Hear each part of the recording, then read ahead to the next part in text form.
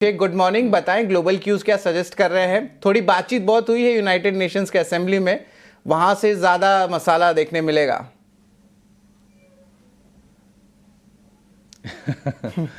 हाँ, नहीं, वो तो चर्चा शरद अभी चल रही है कि ट्रंप ने जो कुछ कहा है, करीब करीब घंटे भर का उनका संबोधन रहा है। और पहली बार ये हुआ है कि भारत और चीन पर तो पहले निशाना साधते रहे हैं, लेकिन यूरोपियन जो देश हैं या फिर नेटो के जो कंट्रीज हैं उन पर भी ट्रंप ने खुले तौर पर हमला किया है और कहा है कि आप भी खुद के खिलाफ ही वॉर की फंडिंग कर रहे हैं।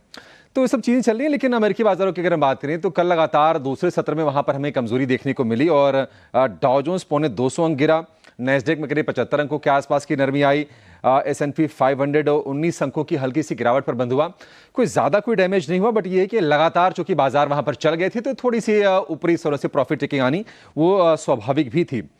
कल हमने देखा कि एनवीडिया के शेयर में फिर से कमजोरी रही और एप्पल के शेयर में करीब पौने 2% के आसपास से गिरावट रही। माइक्रोन टेक बहुत तेज चला था, आपको याद होगा। इस शेयर में भी कल हमने कमजोरी देखी, तो इसके चलते नैस्डैक पर प्रेशर आया।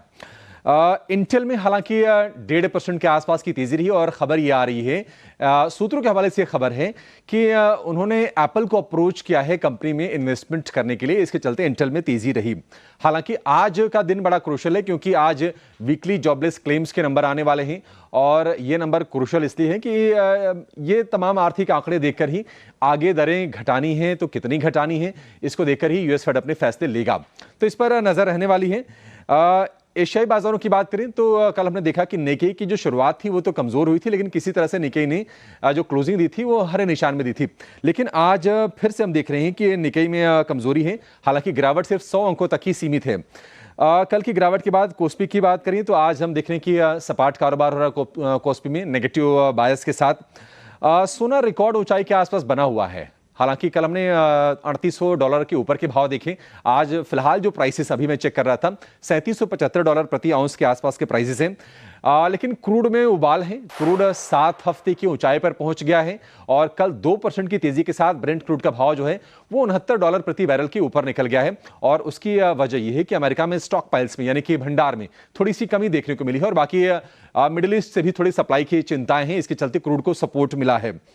अन्य संकेतों की अगर हम बात कर लें तो बॉन्ड यील्ड में ज्यादा कोई चेंजेस है नहीं, 4.13% है यूएस के 10 ईयर की बॉन्ड यील्ड और डॉलर इंडेक्स हालांकि थोड़ा सा ऊपर आया है, 97.8 के आसपास के लेवल है। हालांकि अभी भी 98 के नीचे ही डॉलर इंडेक्स बना हुआ है, तो संकेत थोड़े से कह सकते हैं कि नेगेटिव साइड पर है ग्लोबल बाजारों से। और गिफ्ट निफ्टी भी इंडिकेट कर रहा है करीब 50 अंकों की नरमी पर शुरुआत के संकेत दे रहा है। बाजार के लिए एक चिंता लगातार बनी हुई है और वो है FIs की बिकवाली।